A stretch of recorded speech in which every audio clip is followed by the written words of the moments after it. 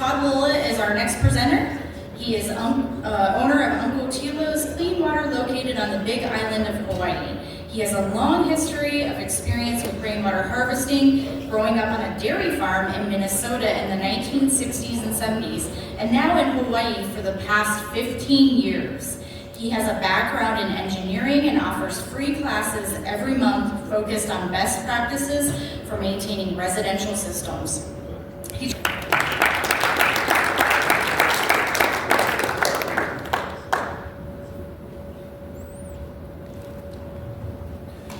Aloha! Aloha! Aloha! I thought a few more of you had been to Hawaii, but aloha is kind of just a common greeting that we do when we get together. So maybe we can try it again, see if everybody's awake now. Aloha! Aloha! Excellent! You guys are great. So I have been in Hawaii for the last 15 years. So rainwater catchment is something that is very commonplace, especially on the Big Island. And so I was really grateful to be asked to come and share some of what we do in Hawaii. So a little background.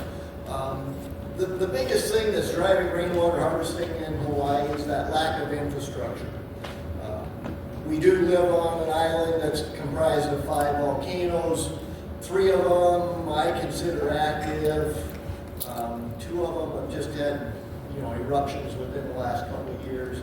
And so every time we get the eruptions, we lose houses, we lose infrastructure, and then it's a process of, can we come up with the funding to put water lines back into these areas? Most of the time, the answer is just no. We approve residential subdivisions all the time that a lot of them do come with electricity and sometimes phone lines, but hardly ever water. And there are, if you really want to get off the grid, we do have subdivisions that have no utilities. So in Hawaii, what we're talking about here, based on my estimates from working for the last 15 years, I'm looking at something approaching half the population of the Big Island is on rainwater harvesting. So we're talking 100,000 people, 40,000 systems, might even be a little bit low at this point because we are building out a lot of our subdivisions very quickly. And the other thing that always catches me on this one is these numbers are about how many residents are using rainwater in their houses for primary water source. It doesn't include all the visitors that come to the island and rent the Airbnbs. A lot of the vacation homes in Hawaii are on rainwater, and we know it because we get phone calls from the visitors asking us, hey, we got here 3 days ago, we don't feel good now. Do you think it's from the water? So we're very familiar with that. So we are here talking about some of the, like Standard 63. A lot of this information is covered in the ARCSA manual. I refer to the Chapter 14 information quite frequently, and a lot of this deals with the different things that we can do to keep that water good from the collection point to the end use. So pre-filtering strategies are top of the list. That starts with the screens, the first flush. Floating intakes work really good. And then there's definitely the post-tank treatment. And in Hawaii, that's our most common water storage system. It's a corrugated steel tank. Usually has a white vinyl liner inside that does come with a food grade rating. And then they put these rag tops over the tanks. Not very secure. A lot of the wildlife has no problem getting through that. But that is kind of the typical system in Hawaii. Price-wise, they're down around 80 cents a gallon, complete setup. So a 10,000 gallon tank, $8,000 or $9,000. much more affordable than some of the other solutions. The other ones, concrete is always going to be my first choice, but concrete comes with a price tag in Hawaii of about $2.50 a gallon.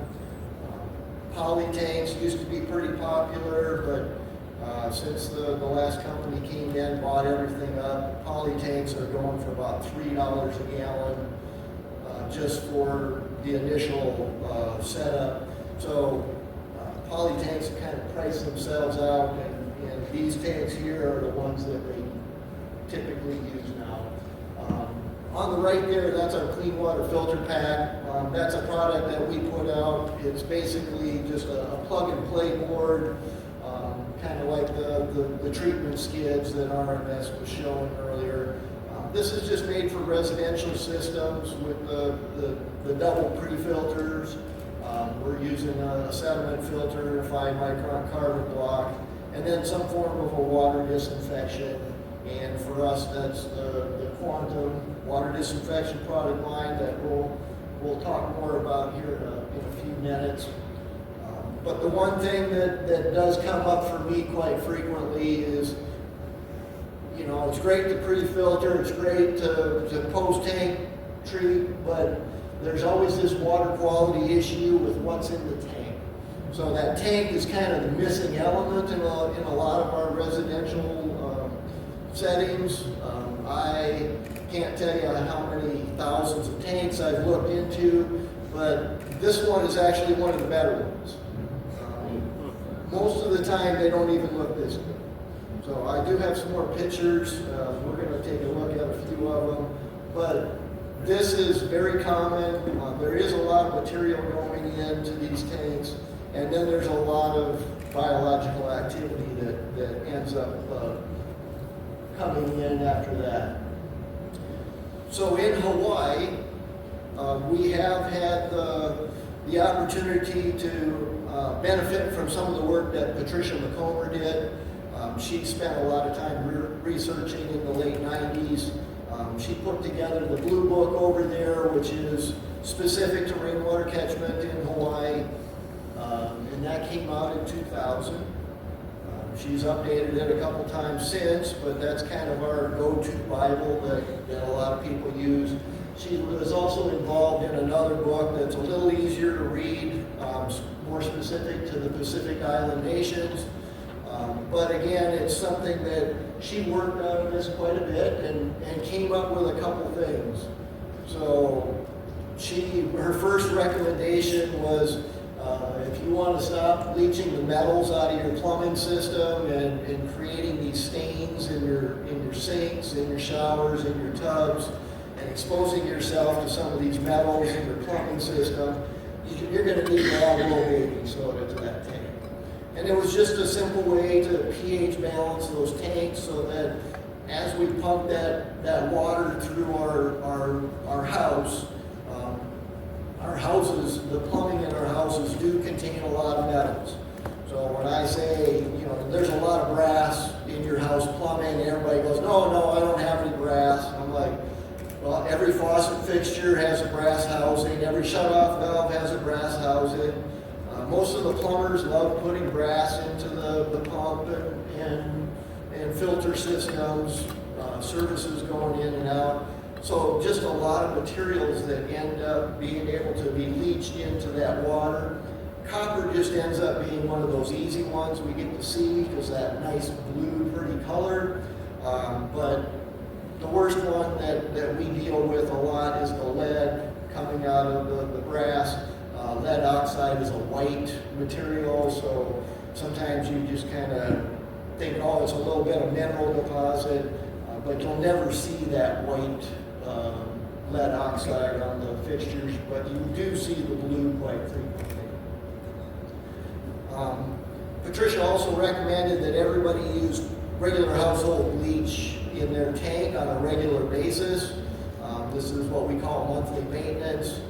But she recommended low dosages of household bleach to be added to that tank regularly to knock down some of those organics, keep the bacterial loads down a little bit. And most of that is just recognizing that Post-tank treatments have difficulty with a lot of these things that are in our tank. If we're brewing tea and we have a lot of high tannin loads, I mean, it's discoloration in the water, it's bad taste, bad odors. And bleach is one thing that's readily available, simple to use, and is effective on a lot of these common problems. She did leave us with one warning though, and basically wanted everybody to recognize that rainwater systems come with risk. If you're going to let your stored water degrade to the point where it looks like this in the tank and then pump it into the house and think it's going to be acceptable or approvable by some of the people in your family for drinking, not everybody's going to like the taste of that water, and post-tank treatments can only do so much on that. So that's where we came in. We started our business in 2017. A lot of that was geared around the quantum water disinfection, quantum disinfection products coming up for new distributorships. Initially, there was one exclusive distributor, which was U.S. Water Systems. They sold the product exclusively for the first 5 years, but in 2018, when they were getting ready to open it up, Archer and I decided, okay, we're going to just have some. We needed to do something in Hawaii to keep us out of trouble.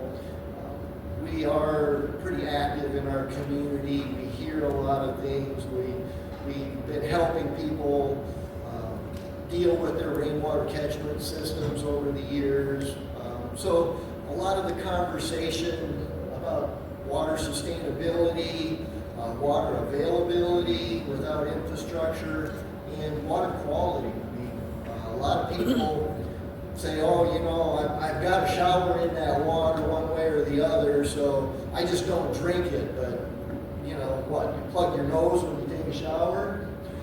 So the first thing we did was basically came up with some advertising campaigns to really help our community out and recognize some of the things that they can do to improve their situation. So we did build on Patricia McComer's work. We are big advocates for the monthly maintenance, adding bleach and baking soda to your tanks. We also are, you know, quite active in trying to get people to get a little more involved, because hands off on these rainwater systems is not a good idea for a lot of people. So anything we can do to make it fun. Pool testers are a great way to just keep an eye on things like pH, and it's also a good way to know a little bit more about what's going on in that tank without having to go lift that lid off. Another big part of our business is we're not a nonprofit, we are a for-profit, but we do put a lot of effort back into educating our community. So I do a regular monthly class at our storefront in Pahoa. I get everybody lined up, they bring their own lawn chairs, they sit down and we talk for an hour about some of the things that they should be thinking about. A lot of times it's people just coming in with all their questions about, hey, you know, this is what I'm dealing with my tank, what does everybody do for this? So something that the community has really responded to. I think it is something that, you know, that education really is about empowerment. If we can tell somebody what they, you know, what they need to be thinking about, it makes everybody more empowered to say, okay, I know what I'm doing with my water. Now I can, you know, maybe I can go help my neighbor out a little bit. He looks like he needs help. And again, water disinfection is one of those important things. If we're going to use this water for all of our household needs, we definitely need to be thinking water disinfection, because if we're not doing something, that water that's in those tanks, we tell everybody, hey, you know, are you going to go jump in that mud puddle and take a bath? Because if you're going home and taking a shower, it's not much better. So to help our community out a little bit, simplify things, we have a little tiny book. It's called Just the Basics. Very short read, has lots of pretty pictures. We actually put it together during the pandemic as part of Project Wet, trying to get education into the 5th grade classrooms at schools. The pandemic kind of slowed that process down a little bit, but that is something that in Hawaii there's a lot of resistance from people that have been there too long that, oh, you know, it's no problem. We know there's water in that tank and we're good. But, you know, really, how good is that water in that tank? And so trying to get it into the next generation coming up is something that we saw as very important. And in our booklet, we really boiled it down to 2 things. So the first thing that we tell everybody is rule number 1, all rainwater is corrosive. So it's something that most of us know about, you know, that carbon dioxide in the atmosphere is dropping that pH down to about 5.6. So when I go out and look at an untreated rainwater in a catchment tank, I know that pH is going to be right around 6 as long as there's no other factors. In Hawaii, our other factor is Kilauea volcano, which emits quite a bit of sulfur dioxide and carbon dioxide. So if you live in the Kau district or South Kona, about 1/3 of our island experiences the effect of that fog, which drops the pH down to about 4, 4.5 if they're lucky. But those are the people that are showing up and telling us about how blue their shower or their tub or their sinks are. And, you know, do we need to switch soaps? I mean, where's this blue color coming from? So, you know, that's something that working with that pH balance on this water is very important for us. And there are a lot of metals in our houses that do contribute to potential risk for health. Rule number 2, we say we're not alone in the jungle. That's kind of an easy one out there, but regardless of where we're collecting rainwater, the environment has an impact on it. So if we're catching off the roof surfaces, birds are pretty much everywhere. They all leave the same presence. They all contain the same thing. We deal with our rodent population having the leptospora bacteria, which is deadly for a lot of people in Hawaii every year. I do hear that squirrels and some of the other animals here on the mainland carry the leptospora.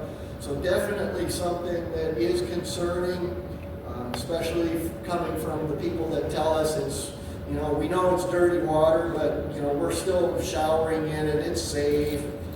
But leptospora bacteria is one of the ones that exposure in a shower is probably the most common way of getting leptospirosis. And that's just recognizing that whatever pathogens are in that tank, you run them through your hot water system, they're still alive and thriving, and you put them into the air in a nice hot shower in a bathroom, you're breathing that water vapor in there that you're breathing has everything that's in that water in that catchment tank. So leptospirosis does normally present as a bacterial pneumonia. It's the most common exposure that we come across in Hawaii for that disease, but it is deadly. So that is something that is concerning for us, and definitely things that are obvious. Catchment tanks should never be bird baths. I can't tell you how many times I go out and look and that ragtop is laying down in the water and the birds are having fun, the algae's growing, and I'm thinking, wow, you know, I'm not sure I even want to wash my hands in your water. I think I got something in the truck. So this monthly maintenance is a big deal for us, and to keep it simple, we've tried to just keep it down to the minimum amount of involvement for people, because it is something they're going to have to get involved with. But simple pool testers, that leads to baking soda. We came up with a little mineral replacement product there. It's called the Acid Rain Mineral Pack. It's granular calcium carbonate to magnesium oxide. We float it in a pool dispenser inside the tanks. That way, every time it rains, The rainwater has a way to work off some of those minerals, increasing the pH in the tank, and you don't have to add the baking soda all the time to maintain that pH level. But you know, a lot of people, they are familiar with the filter changes. Most people are doing that, not everybody, but you know, depending on what type of filters you're using. I do get people using just string filters, and they tell me that, you know, they work great, and they only have to change them once a year. Most of the time, if you're using a string filter, I tell them, don't even worry about it. You can leave it in there for 10 years. It'll never stop the water flow. It also doesn't stop much else. But, you know, those carbon blocks are pretty good at stopping everything. And when they plug up, everybody knows it's time to go change those filters. So, just a simple practice that we do in Hawaii to try and keep everybody healthy. And with that monthly maintenance and then having some kind of a water disinfection product at the end on your post-tank treatment, we can generate clean water in a household setting. And that's the whole goal, is coming up with something, and we use clean water as our target because all these different agencies have rules when it comes to potable water, so we kind of avoid the terminology.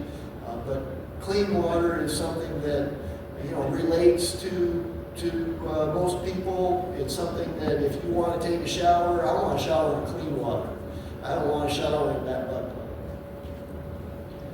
So I'm going to take you out in the field a little bit now, and just as a reminder, you know, the typical rainwater harvesting system in Hawaii does not come with pre-filters. It does not come with first flush.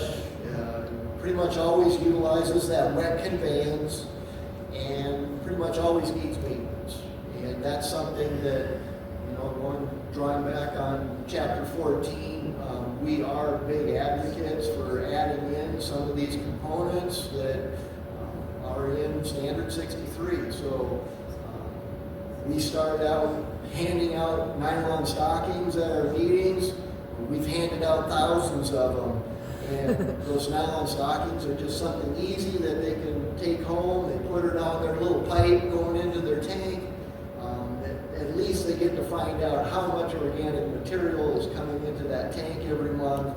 And once they start seeing it, smelling it, a lot of times they're going to want to do something at least to keep up with that removal, or to add in something else like a leaf eater screen or a gutter cover, something to eliminate some of that organic material that's creating that situation that they know they don't like. The wet conveyance systems,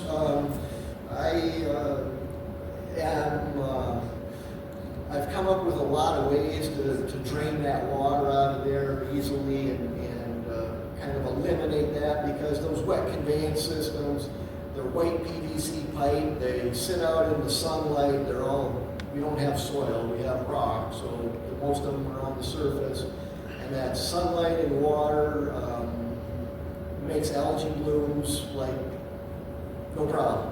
A couple days, that water's green.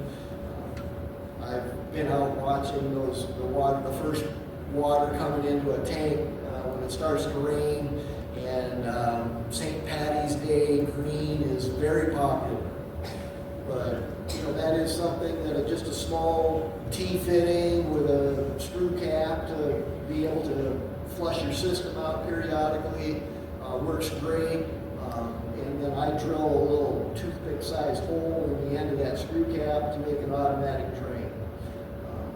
Low tech is more affordable for a lot of the residential applications, so anything that we can do to keep the cost down is going to go a lot farther for helping more people. That same drain can also be extended by adding a few sections of pipe. And we do talk about how big of a volume we have to have for first flush to make it effective on these settings. So a lot of times I'm adding 40 or 50 feet to this 3-inch PVC pipe to get the storage volume I need. But again, that little cap on the end with a little drain hole in it does a great job to divert the first flush. Creates a little current in there to keep it in there, and when the rain stops, it drains out all the water. So little things that help improve our situation. We also talk a lot about keeping the vegetation off the top of the house, away from the edge of the tanks. Anything we can do to keep that wildlife away from there. And when it comes to that monthly maintenance, we did come up with a product early on because we recognized a lot of people were having a lot of problems thinking, all right, bleach and baking soda, why am I doing it? Okay, I like that idea, but how much? Do I pour in a gallon, 2 gallons, a pound of baking soda? It was always kind of unclear about how that all worked. So this little report card is something that I leave with everybody. And it starts out with a couple things, and one of them are the little test strips. And I have some numbers over there. So with the pH again, that's something that we go off the CDC guidance. They have a standard that says any water pumped through a residential structure must have a pH greater than 6.5, or you are at low risk for lead exposure from the plumbing. So that is something that rainwater is always going to be less than 6.5, and so for us, the pH correction in the tank is just a good way to ensure that what we pump through our house is not going to be leaching those heavy metals. There are also the canister type products that you can introduce the minerals back into the system, but at that point it's already run through your pump, and there's not much control over the dosage going through the house, so it fluctuates quite a bit sometimes. So maintaining those pH levels in the tank is just a lot easier for me to maintain a better quality of water. The chlorine on there, I recommend disinfecting these tanks and systems with a dosage of 3 parts per million of chlorine. Patricia McComber recommended everybody put in at least 1 part per million every month as a way to just knock down those pathogens in your tank. But the safe drinking water standard for chlorine is 4 parts per million. Swimming pools are running at 5. So as long as we keep it down to low levels, I can do a lot more with a small amount of bleach in there and not create any more hazards for the homeowners.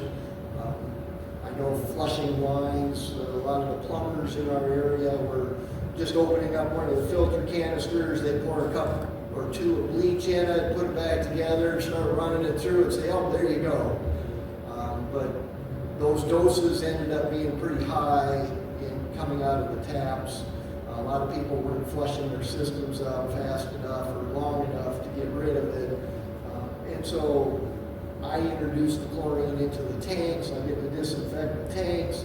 I can remove any carbon filters, run it through the house, disinfect the house lines with a controlled dosage, and I don't have to worry about somebody in the house saying, hey, I want to wash my hands, but there's so much chlorine in here, I'm going to burn myself. That last one is the alkalinity, and there is a level on there of 40 to 80. That's parts per million based off of my little pool testers I use. The standard is actually straight out of the 1950s from the copper pipe industry. They said back then that if you're going to use copper pipe, if your alkalinity has to be between 30 and 70. Less than 30, you're going to corrode those pipes because it's acidic. If you run acidic water through there, you're just going to eat up the copper. And if it's more than 70 parts per million, you start getting into the range where you might start depositing minerals. So that is something that in rainwater's never going to have any minerals. It's solar distilled. You're not picking up much of anything off the roof. lot of times, that small amount of alkalinity is not going to interfere with the UV systems. You're never going to build up any minerals in a rainwater harvesting system. It's just almost impossible. The last bit that a lot of people use is these yellow blocks. And these are just my magic formulas.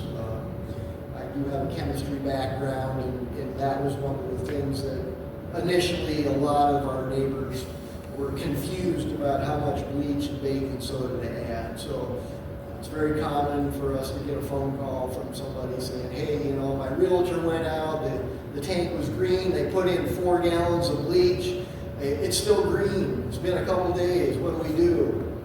And okay, so first off, 4 gallons of bleach was way too much.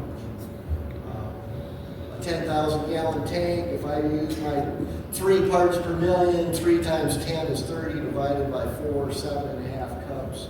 I'm never going to add more than half a gallon of household bleach to a 10,000 gallon tank. The other thing about chlorine that we haven't talked about yet is it's a great oxidizer, but there's a limited pH range that it's effective in. So rainwater having a pH of 6 is a little on the low side. If you read the literature on chlorine, they're saying about 7.2 to 7.6 is the target. So when I'm in the field, 7 to 8 is a good range. But if somebody dumps 4 gallons of bleach into a green catchment tank and the pH is 6, the bleach is still in there, the algae is still in there, it's not going to do anything because the pH is too low. So if I go out there and throw in some baking soda, I can flash off that bleach in a matter of 20 minutes. Kills the algae, dissipates into the air.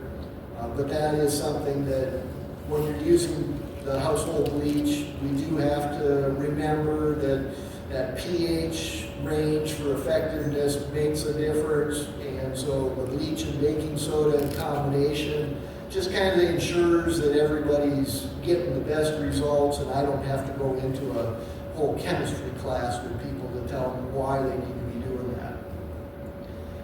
If you're wondering about the baking soda in a 10,000 gallon tank, starting from just fresh rainwater, I do want to get it up in that 40 to 80 range, so 40 parts per million in a 10,000 gallon tank is 40 divided by 7, so I start with about 6 pounds of baking soda. A lot of people are surprised that it takes that much to do the job, but that's just the chemistry of it. If you're doing this on a regular basis, even in Hawaii with all of our rainfall, I promote the use of the pool testers to keep track of when you're at the top or when you're at the bottom, but a 10,000 gallon tank, 2 to 3 pounds of baking soda a month is about what people need. But it's just a way to keep that water a little more alkaline, a little less attractive to some of the wildlife, because most of the wildlife wants that acidic nature of that rainwater. That's what they're used to. If you start alkalizing that water, you'll find that some of that wildlife is not quite as tempted to go in there, and it does make a difference for bacterial loads. Bacteria does not grow in alkaline situations. So we really do push that water purification starting at the tank. It's something that we're pretty passionate about, and when we start getting our neighbors involved in this practice, their water quality in their storage tanks improves significantly. But this is something that we're working with a lot of factors that are against us, so that bleach and baking soda is just one way that we can kind of get ahead of it. I'm definitely going to promote adding in some of the pre-filtration strategies to help out so that they can, eliminate some of this stuff, not add so much baking soda by not collecting all the rain, or not using quite as much bleach by having a clean tank. But So somehow we got to introduce that risk to the catchment users in a way that they can understand it. So a lot of times what I'm talking about is somebody comes up and starts asking me questions. First thing I want to know is what's the color of the water in your tank. A lot of people will tell me they never look. And so I'm the first one that's looked into these tanks sometimes, and what am I going to find? So if I look into my tank, I'm going to find the one on the top right. My tank looks like that because it's a white liner. The blue color is the light reflecting off the minerals.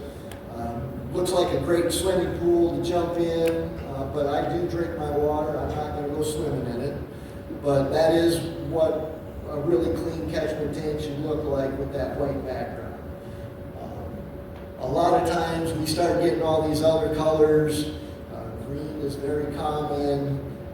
We do have to make sure that those covers on our tanks are UV blocking, not just UV resistant. Sunlight is a big part in growing a lot of those algae blooms, but there's a lot of other things that come into effect. Tannin loads, they might start yellow, but most of the time I see these tanks, they're going to be brown. And every once in a while I do run into a black tank, and black is the darkest coffee you've ever seen. It's shiny on the surface. You can't see into it at all.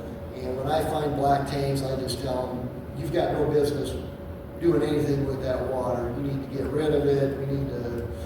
We need to come up with a plan on how we're going to eliminate that potentially hazardous situation.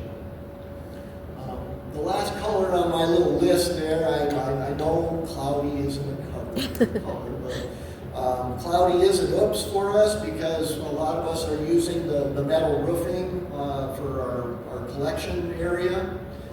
Those metal roofs do have a lifespan, and when they start getting a little older, they'll start to rust. And not all homeowners are up on the NSF standards for roof coatings.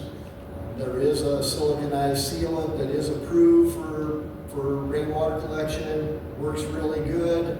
A little tough to find until a lot of homeowners end up putting latex house paint on their roof. Latex house paint is not stable. So when I go out and look at their tank and I open it up and it looks like they got milk in their tank, and it'll just be a milky white color or a light pastel, I know it's latex paint. I can tell them, hey, how was it painting the roof up there? And it probably isn't you're not gonna like what I have to tell you next, because that pigment in your tank is gonna plug up your filters. It's gonna be a problem for quite a while until it all comes off. So it is kind of one of those situations where I have had people that have removed the roofing at that point and had to invest in a brand new roof, thinking they were saving a few bucks, but it didn't work for them. So other people will stop collecting for a while until that enough of the pigment runs off that they don't have the milky color, but that means that the only other water source at that point is to call up the water truck who's going to bring in some municipal water, and you're going to be paying for it. So that is something that this color thing is something that I use a lot when I talk with people. It's just an easy way for me to get some idea of what's going on with their system. I give them some ideas of what kind of issues these colors are bringing up for them. And definitely, most of them are going to give me some kind of a color that I'm going to say, oh, probably need somebody out there to clean your tank. And then we'll go from there. So we're getting to the water disinfection methods, and I know we've talked a bunch about some of the different methods. So jumping in, one of the big ones that we use is the chlorine. Household bleach, we use it in the tanks on a regular basis. The glasses up there with the different tannin levels, I commonly see the yellows and the browns in the water samples. Chlorine does a great job of breaking down those organics, and I can take a tank that's kind of yellowish and it'll turn back to a clear color with a few treatments. that is something that, you know, the water is not the problem, it's what's in the water that's usually the problem that I'm having. In addition to these low dosages that we're putting in the tank, we do have people in Hawaii that use full-time chlorination in their systems, but again, we're talking about household systems. So, you know, it's nice to have a chlorine feeder in a filtration system somewhere, but that's not normally what a residential system's going to have in Hawaii. They will use the 3-inch chlorine tablets, float them in a dispenser in their catchment tank. There are tabs that are approved for drinking water that we try to promote those. We do find people using trichlor tablets, and of course everybody knows trichlor tablets are for pools only because they contain cyanuric acid, so we try to avoid that one. But these chlorine tablets in a 10,000 gallon tank, if you want to chlorinate it for the full month, it's going to take you about 3 tablets. There's no control over the chlorine levels, so one day you might be pumping water with 1 part per million of chlorine in it, the next day it might have 4. But carbon blocks are great at removing that, so as long as you have a carbon block in your post-treatment system, those variable levels will do quite a bit in the tank, and you can remove them before they come into the house so that your water is doing pretty good. We talked about the UV treatment, and most of the time I just ask people, do you have a Class A or Class B system? Most of the residential systems that I work on, Class A systems are a little bit on the expensive side for people. So they're either using the low output that puts out the 16 millijoules, or they're using the high outputs more, which is the 30 millijoule ratings. Some of the low output units have been a problem for people being able to treat some of the pathogens. Specifically, we work with the E. coli testing a lot, but it's usually a problem with maintenance. Those quart sleeves do cloud up quite readily if you have a rust source in your water system. Most of the time, you know, I see these cast iron water pumps. As soon as I see that with a UV system, I'm going to ask how long has it been since you pulled out that quart sleeve to make sure that it's still clear. A lot of times when I pull them out, they're orange to dark brown. They're not letting any light through, and that's usually the problem when it comes to UV. They do use a lot of electricity, and that's something that's expensive in Hawaii. The high output systems will cost us about $20 a month to run. They do require the maintenance, and those bulbs, we tell people all the time, remember each one of those bulbs contains about 5 milligrams of mercury. So when you're done and change it out, don't throw it in the garbage. It has to go to household hazardous waste and be collected. So that is some of the drawbacks that we see. Probably the biggest one that gets us in Hawaii is we have a lot of power outages. And most of these systems do not have backup power. They don't have the automatic solenoid valves. So when the power goes out, there's no treatment because that light went out. And if you've got a pressure tank, you know that you can, even though the power's off, you can still flush the toilet once or twice. You can still wash your hands. But once you start running that dirty water through the system, not everybody is going to recognize that when the power comes back in, well, now we need to flush out those lines with a little chlorinated water because we just contaminated our whole house. So, you know, UV does work. In Hawaii, the health department does require the Class A UV systems for commercial users or public systems that utilize rainwater, or rainwater is not always something that they allow for those applications. Most of the time they require the Class A UV, in addition to you having a dedicated storage tank that just receives the trucked in county water. So, but again, you know, that's something that, you know, UV is something that's been around a long time. A lot of people do utilize that. And it's just a matter of making sure that if they're using it, they need to know what kind of maintenance they need to be doing. So this is a little chart here that comes straight out of the EPA water treatment manual. Gives us a little bit of an idea about, you know, the differences between those Class A and Class B UVs, what kind of performance we can expect, and the main reason I wanted to bring that up is because of the log reduction values on this chart. On the UV, we talked about that 4 log reduction, and it is just something that, you know, is a standard that we use to compare different efficiencies.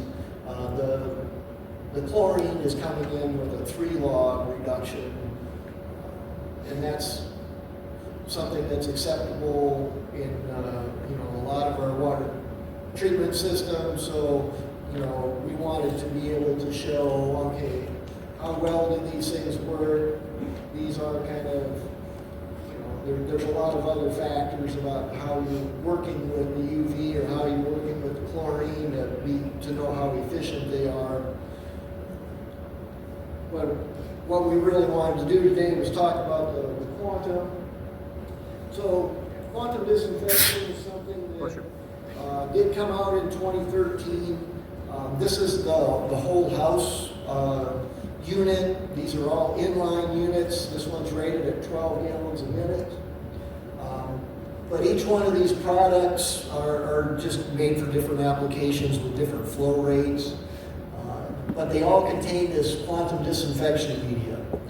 And what this media is they're aluminum silicate ceramic bead that's about 2 millimeters in size. They then take the little beads and they coat them with titanium dioxide. And then on top of that, they deposit a layer of silver. It's metallic silver. Silver chloride is the one that came up in the literature. But it's this relationship between the titanium and the silver that gives it its effectiveness. But each one of these units is just packed with thousands of these little beads. You see them inside there, they shake a little bit sometimes, but that's the active part that's working in our systems. We talked about these things, how they work. We have this little picture down here. The green things are basically our little bacteria cells, and the way that this technology has been explained is the surface of these beads that has the titanium and silver on them act as catalysts.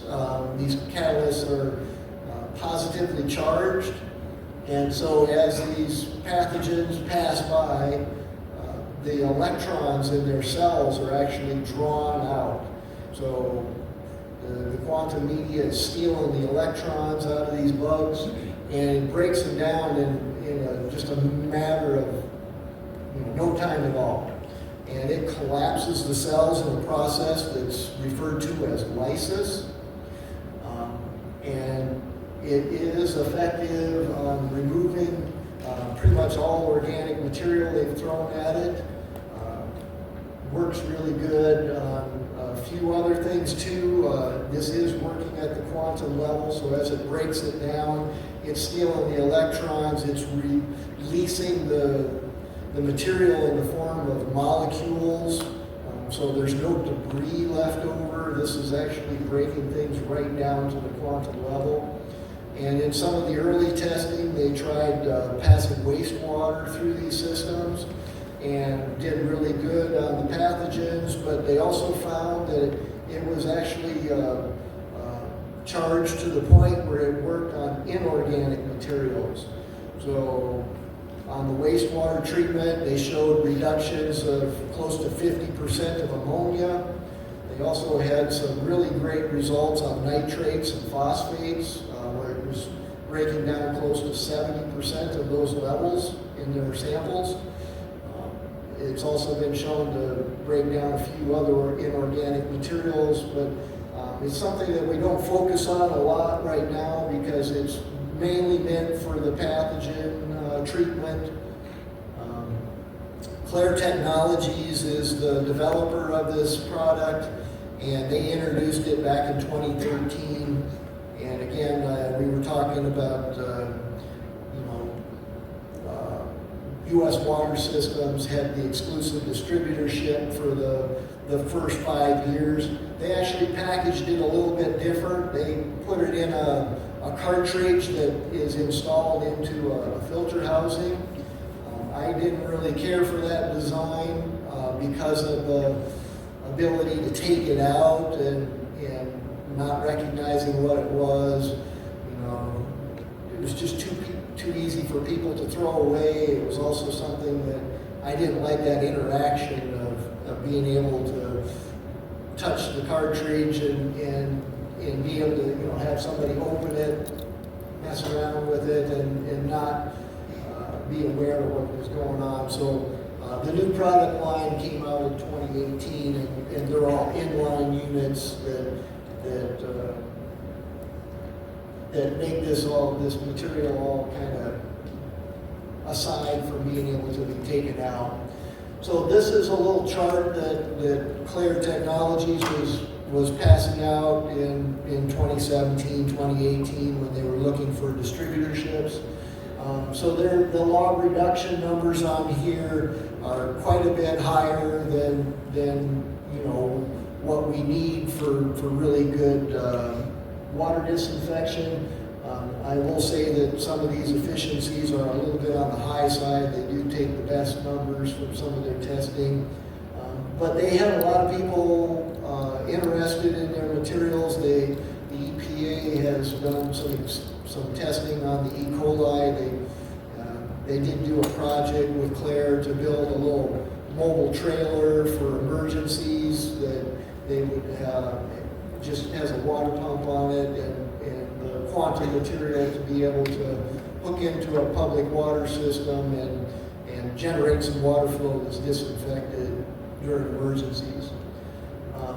But if you look through here, this material has been tested on bacteria, viruses. The Cryptosporidia was one that they looked at. And it's also very effective at the mold and the algae. UV has a problem with both of those. UV is a grow light for the algae, and it doesn't touch the mold. I can tell you that from experience because Arizona or Hawaii is full of mold, and it's very tough to deal with other than with bleach. So this is just one other product that gives us some options. So specific testing that was done, this is a test from 2018 that U.S. Water Systems had requested. It was done by a testing lab in India that was doing the study specifically for E. coli bacteria. The thing that I found interesting was the test method referenced this NSF protocol 231. That is a standard that right now is pretty much exclusively used by the nanofiltration products, the LifeStrong and Sawyer.